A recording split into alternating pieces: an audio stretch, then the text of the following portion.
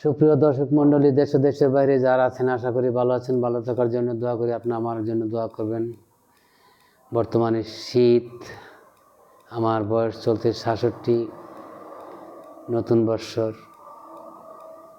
তাই কয়েকদিন যাবৎ কাজ করে খেতে হয়তো আমি আপনাদের কাছে ভিডিও দিতে পারতেছি না। মাঝখানে আমার নাতি আসছিল, সে ইংরেজিতে অনেক দক্ষ, তার ভিডিওটা আমি করেছি। বর্তমান ছাত্ররা যেন, তার বয়সী ছাত্ররা অর্থাৎ ৮ বছর ১০ বছর ছাত্ররা ভালোভাবে ইংরেজি বলতে পারে, ওই জন্য একটা ভিডিও আমি আপনাদেরকে গিফট দিলাম। তো তার আগে নবীকে নিয়ে আমি বাংলায় টপিক করেছিলাম, সে ইংরেজিতে করেছিল। ওই ভিডিওটা অনেক গ্রো করেছে, চালু হয়েছে, মানুষে দেখতেছে।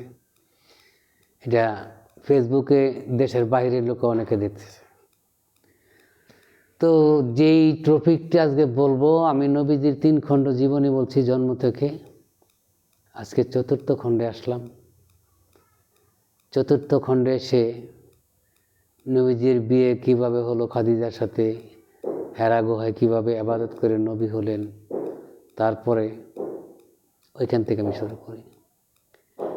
নবীজি আবার আগের মতো কান্না শুরু করলেন। ঘরে বসলেই, রাত্র হলেই কাঁধে বসে।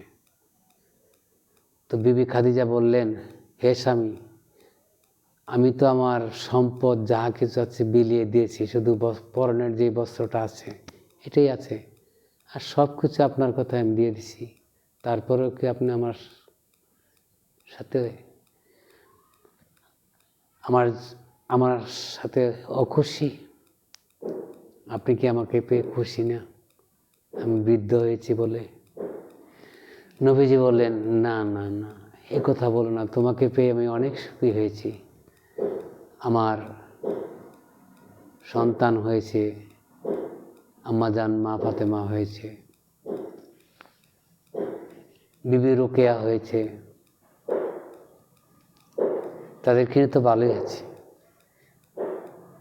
তো কাঁদো কেন? যে আমি কাঁদছি ওর জন্য, আল্লাহ তো আমাকে নবী বানিয়েছেন। এখন আমার এই দেশে চলছে পুতুল পূজারি, সবাই পুতুল পূজা করে। এখন আমি কি করব? ভেবে ঠিক করতে পারতেছে না। বিবি খাদিজা বললেন, তাহলে কিভাবে বায়াত হয়? বায়াত হইতে হলে আমার হাতে হাত মিলিয়ে লা ইলাহা ইল্লাল্লাহু মুহাম্মাদুর রাসূলুল্লাহ বলতে হবে, আমাকে আগে বায়াত করেন। তো খুশি হয়ে বিবি খাদিজাকে বললেন, বায়াত করলেন। কথাগুলো বাহির থেকে হযরত আলী তখন 15 বছর হবে, উনি আসলেন। উনি আইসা বললেন, আমি আপনার কথা শুনেছি আল্লাহর নবী, আজ থেকে আপনাকে ভাই বলবো না, নবী বলবো। আপনি আমাকেও বায়াত করেন, আমি আপনার প্রতি ঈমান এনেছি। নবীজি এই কথা শুনে তাকে বায়াত করলেন এবং খুব খুশি হলেন। তারপরে আরও আলীর বন্ধু বান্ধব যারা আছে, প্রায় 30-40 জন বায়াত হয়ে গেলেন। এমত অবস্থায় হযরত বেলাল খাপসি নগরে এক বাড়িতে চাকরি করতেন। কেউ কোনো কোনো হাদিসে বলে তায়েফ, কোনো কোনো হাদিসে বলে খাপসি। যাই হোক, দুইটার একটা। ওইখানে উনি চাকরি করতেন। উনি ওইখান থেকে গোপন সূত্রে শুনতে পারলেন যে মুহাম্মদ নামে এক ব্যক্তি মক্কা নগরীতে আবির্ভাব হয়েছে। সে ইসলাম ধর্ম প্রচার করে এবং সৎ লোক, তার হাতে হাত মিলিয়ে বায়াত হইলে সঠিক মানুষ হওয়া যায় এবং ইমানদার হওয়া যায়, মুসলমান হওয়া যায়, আল্লাহ প্রাপ্ত হওয়া যায়। তারপরে ওই বেলালকে বাদশা কিনে এনেছিল। তৎকালীন মানুষ কেনাবেচা হইতো, কেউ বলে গোলাম, কেউ বলে নফর, এটা আরবি ভাষায় বলে। যেটাকে আমরা বলি কাজের লোক বা চাকর। তো এটা একবারে কিনে নিয়ে আসছিল ওই দেশে বাদশা বেলালকে, তার বাপ মা গরিবা ছিল, তার বাড়িতে কাজ করতো আর কি। প্রায় 15-20 বছর হয়ে গেছে কাজ করে, কোনো দিন ছুটি চায় নাই। তো বাদশার কাছে বলল যে বাদশা হুজুর, আমাকে একটু ছুটি দিলে আমি 2-3 দিন একটু ঘুরে আসবো। হ্যাঁ যাও, তোমাকে তো ছুটি কোনো সময় দেওয়া হয় না। তো ওই ছুটিটা পেয়ে উন্মাদের মতো পাগল হয়ে বেলাল চলে আসলেন একবারে মক্কা নগরীতে কাবাঘরের কাছে আসলেন। কাবাঘরের কাছে এসে জিজ্ঞাসা করলেন যে মুহাম্মদ নামে ব্যক্তি ইসলাম প্রচার করে। তো অনেকে বলে চিনি না, এমন জিজ্ঞাসা করতে করতে একজনে বলল আসো আমার সাথে। তাকে মোহাম্মদ বললে চিনবে না, আলামিন বলতে হবে, বা আলামিন মোহাম্মদ বলতে হবে। আলামিন শব্দের অর্থ হলো সত্যবাদী। এই টাইটেলটা আবার আবু জাহেল দিয়েছিলেন। যাই হোক, নবীজির হুজরা শরীফের মধ্যে গিয়ে দেখে হুজরা শরীফে প্রায় 20-25 জন লোক বসে আছে। তো বেলাল সালাম টালাম তার বুঝে না, হাতটা উপরে দিয়ে এইভাবে বলল যে আমি কি আপনার সাথে কথা বলতে পারি। বেলালের তীক্ষ্ণ নজরে বুঝে বলছে উনি আলামিন, উনি নবী। তখন নবীজি জিজ্ঞাসা করলেন তুমি কোথা থেকে আসছো। বেলাল বললেন যে আমি তায়েফ থেকে বা কাপসিনগর থেকে আসছি। কেন এত কথা বলার সময় আমার নেই, আপনি আমাকে বায়াত করেন, আবার ফিরে যেতে হবে তায়েফে। নবীজি তার মাথায় হাত রেখে বায়াত করলেন, বলো লা ইলাহা ইল্লাল্লাহু মুহাম্মাদুর রাসূলুল্লাহ। আরেকবার তওবা করো, আগে যা গুনাহ হয়েছে তা মাফ হয়েছে। তাবাস্তাগফিরুল্লাহ রাব্বি মিন কুল্লি যামবি ওয়া আতুবু ইলাইহি। তওবাটা করলে পিছনের গুনাহ মাফ হয়ে যায়। কিন্তু আবার যদি বাইরে এসে আগের মতোই শুরু করেন তাহলে তো গুনার বোঝা তার ডাবলের ডাবল বেড়ে যায়। তাই জীবনে তওবা করবেন একবার, তওবার পরে যেন আর ভুল না হয়। ভুল হলে কিন্তু ছাড় হবে না, এটা আল্লাহর কথা। সূরা তওবার মধ্যে এই বিষয়গুলি লেখা আছে। যাই হোক, আমার এখানে একটু শব্দ হয়, সেটা হলো আমার বাড়িটা রাস্তার একটু পাশে, গাড়ি আসা যাওয়া করে। বেলাল নবীজির কদম বসি করে চলে আসলেন ওই তায়েবে বাদশার বাড়িতে। সারাদিন কাজকর্ম করে, রাত্র হলে যেন বাতি জ্বালিয়ে কি কাজ করে, নামাজ পড়ে, ইবাদত করে, নবীর দুরূদ পড়ে, আল্লাহর নাম জপে। কিছুদিন যাওয়ার পরে এই বিষয়টা লক্ষ্য করতেছে বাদশা। তখন বিলালকে ডাকলো। আমি শর্ট করে বলছি, তারপরে সব কথা শর্ট করে বললে বোঝা যায় না। তখন বাদশা বললেন, বেলাল তুমি এগুলি কি করছো? বেলাল বলল যে আমি মুসলমান হয়েছি, আমি মক্কা নগরীতে মুহাম্মদ নামে আলামিন সত্যবাদী, সে নবী, তার হাতে হাত মিলিয়ে বায়াত হয়েছি। আজ থেকে আমি ইসলাম ধর্ম পালন করব, বা আমি এখন থেকে ইসলাম ধর্ম পালন করি, ইসলামের যে নিয়ম আছে ওই নিয়মে। বাদশা বলল কেন? আমরা যে পুতুল পূজা করি, আমরা যাহা খুশি তাহা করি, আমি খারাপ, তুমি কি চাও? অর্থাৎ মানে সে অস্থিস বলতে যাহা কিছু আছে, খারাপই বলতে যাহা কিছু আছে তা তার মধ্যে ছিল এই বাসাটার মধ্যে। কিন্তু বেলাল কি করবে? সে তো তাকে তো কিনে নিয়ে আসছে। তারপর বললো যে তুমি এগুলি ছেড়ে দাও। কয় না, আমি ছেড়বো না। আমি বলছি তুমি ছেড়ে দাও। বেলাল বলছে না, আমার জীবন গেলে আমি ছাড়ব না। বেলাল, আমি তোমাকে ভালোবাসি, আমি কত নির্মম পাষাণ, আমার বিষয়ে তুমি কিছুই জানো না। কই জানি। তখন বাদশাহ বললেন যে যাও, তোমাকে আমি মুক্ত করে দিলাম, তুমি আমার এক পরগনায় বাদশাহী করবে, সেখান থেকে যদি পারো কিছু খাজনা আমাকে দিবে, না পারলে তুমি চলবে, কিন্তু তাও তুমি আমার ধর্ম ত্যাগ করে ইসলাম ধর্মে যাবে না। বেলাল বলল আপনার পুরা রাজ্য আমাকে দিলে আমি ওই মুহাম্মদের ধর্ম ত্যাগ করব না। বাদশাহ বললেন করবে না? না। কিছু যুবক ছেলে ডেকে এনে বলল তার গলায় রশি লাগাও, তাকে বাঁধো, পিঠাও। তারা তাই করলো, অনেক পেটালো, অনেক মারলো। এবার বাদশাহ জিজ্ঞাসা করলো, বেলাল, এখন কি তুমি মুহাম্মদের ধর্ম করবে? যতক্ষণ বেঁচে থাকে।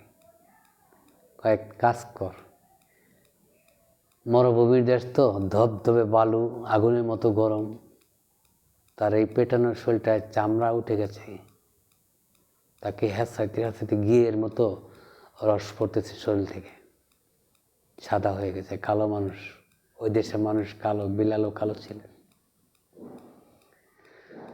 তো এইভাবে হ্যাঁচাইতে হ্যাঁচাইতে রাস্তার পার নিয়ে গেলেন। এই ছেলেরা বলতেছে একটু রেস্ট নে, তারপরে আবার শুরু হবে।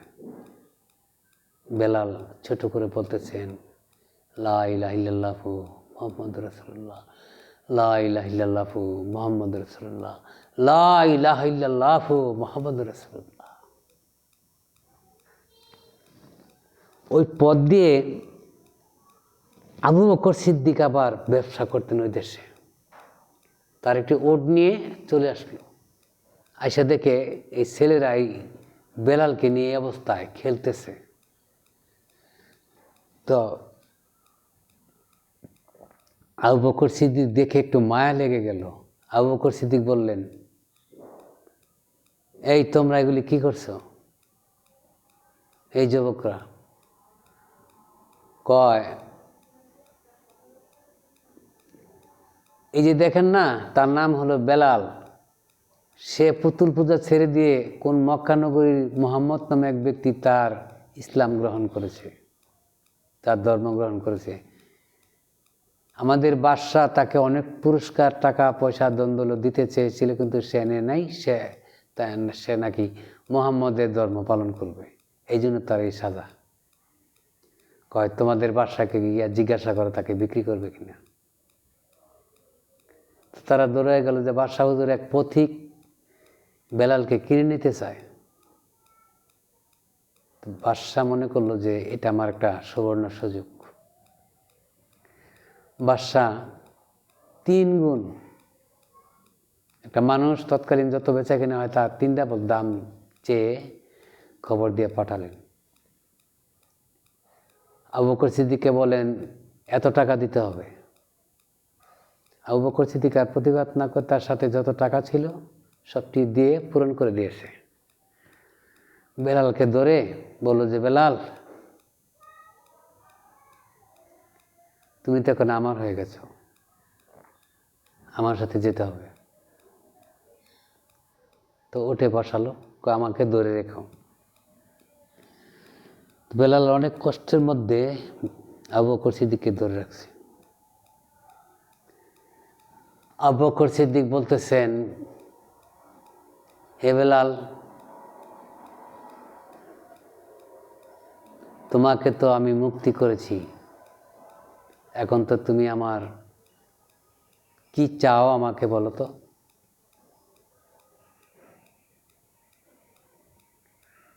বেলাল বললেন যে আপনার প্রথম শর্তটা উঠিয়ে নেন। আমি আপনার জন্য মুক্তি হয় নাই, আপনি আমাকে মুক্তি করেন নাই। তাহলে কে মুক্তি করেছে? আমাকে মুক্তি করেছে আমার নবী মুহাম্মদ। আমি যদি গোলামি করতে হয়, কোনো কর্ম করতে হয়, কাজ করতে হয়, তাহলে আমি মুহাম্মদের কর্ম করব। নতুবা আপনি আমাকে ফেলে দিতে পারেন, বিক্রি করতে পারেন, মেরে ফেলতে পারেন। আপনি যখন আমাকে কিনেছেন সেটা আপনার ইচ্ছা। তার এই সুন্দর সুন্দর কথাগুলি শুনে যে আমার উসিলায় মুক্তি পায় নাই, মুহাম্মদের নামের উসিলায় মুক্তি পেয়েছে,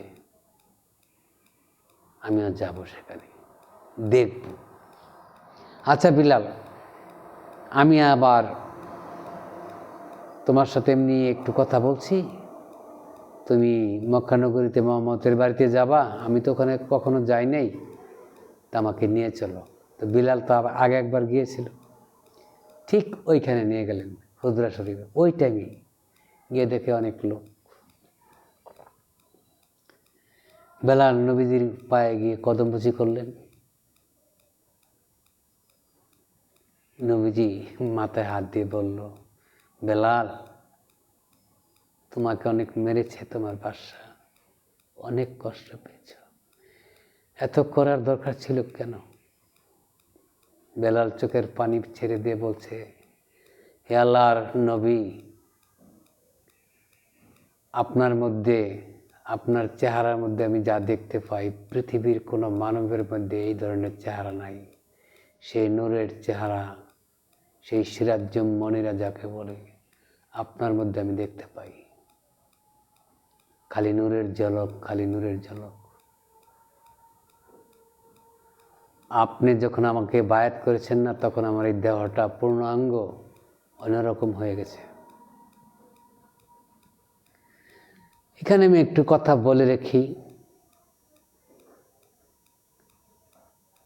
আবু বকর সিদ্দিকেরটা আগে বলি। আবু বকর সিদ্দিক যখন তাকালেন নবীজির দিকে, তাকানোর পরে সেই একই অবস্থা দেখতে পেলেন। দেখার পরে নূরের ঝলক, নূরানী চেহারা, মধুময় বাণী শুনে আবু বকর আর কিছু প্রশ্ন করলেন না। গিয়ে বললেন, আল্লাহর নবী, আমার নাম আবু বকর সিদ্দিক, আমি হাশিমি গোত্রের, আমাকে কি আপনি বায়াত করবেন? আবু বকর সিদ্দিকের চোখে পানি চলে আসছে যে এত সুন্দর মধুর বাণী আর এত সুন্দর চেহারা, এত নুরানি চেহারা জীবনে আর দেখে নেই। নবীজি হেসে দিয়ে বললেন, আপনি তো অনেক বড় লোক, ব্যবসায়ী মানুষ, আপনি কি আমার ইসলাম গ্রহণ করবেন? সে সম্ভব? সিদ্দিক বললেন, নবীজি আগে আপনি আমাকে বায়াত করেন। নবীজি বায়াত করলেন। বায়াত করার পরে হযরত বেলাল বললেন, আল্লাহর নবী, আমি 10 দিনকার জন্য বাইরে যাব। কেন? যেটা 10 দিন পরে এসে বলবো। 10 দিনের জন্য বাইরে গিয়ে কি করলো জানেন? মানুষের বাড়িতে কাজ করে, কাজ করে টাকা আনে। ওই যে বাড়িতে হুজরা শরীফের লোক আছে, 10 দিন পরে আসলেন, আসে দেখে হুজরা শরীফ ভরা লোক। বেলাল নিজের হাতে খাবার পাক করলেন, রুটি বানালেন, কিছু ভাজি করলেন, মানে ওই দেশের খাবার যা আছে তাই তৈরি করলেন। তৈরি করে নিয়ে বেশ কিছু যে আমরা পীর মুর্শিদের দরবারে যেটাকে হানকি বলা হয়, মাটির বাসর প্লেট, এই মাটির প্লেটের মতো দিয়ে দিয়ে সবাইকে খাবার দিলেন। নবীজি অত্যন্ত খুশি হলেন। যাই হোক, সবাই চলে যাওয়ার পরে বেলালকে জিজ্ঞাসা করলেন, বেলাল, তুমি এগুলি কোথায় পেয়েছ? আল্লাহর নবী, আপনার বাড়িতে কত দূর দূরান্ত থেকে লোক আসে, তারা তো না খেয়ে যায়, না খেয়ে বসে থাকে, আপনার তার রুজি করার মতো কিছু নাই, তাই এই গোলামিটা আমাকে করতে দেন, আমি মানুষের বাড়ি কর্ম করে এনে আপনার সাহাবী ধর্ম যারা গ্রহণ করেছে তাদেরকে খাওয়াবো। নবীজি চোখের পানি ছেড়ে দিয়ে বেলালের মাথায় হাত দিলেন, দোয়া করে দিলেন। তো লম্বা কথা তো মানুষে শুনতে চায় না। তো ধন্যবাদ সকলকে। আগামী পর্বে থাকবে আমার নবীজির মৃত্যুর ঘটনা এবং বেলালের মৃত্যুর ঘটনা। যদি ফাঁকে ফাঁকে অন্য কথা বলি তো এটা 4 নম্বর পর্ব আমার, হয়তো আসতে পারে 2-1টা ভিডিও, কিন্তু ওই লাইনটা ছাড়বে না, দেখে যাবেন সবাই 1 নম্বর থেকে 4 নম্বর পর্যন্ত। ধন্যবাদ সকলকে। আসসালামু আলাইকুম ওয়া রাহমাতুল্লাহি ওয়া বারাকাতুহু। সাবস্ক্রাইবের কথা আর বলবো না, যেটা আপনাদের ইচ্ছা।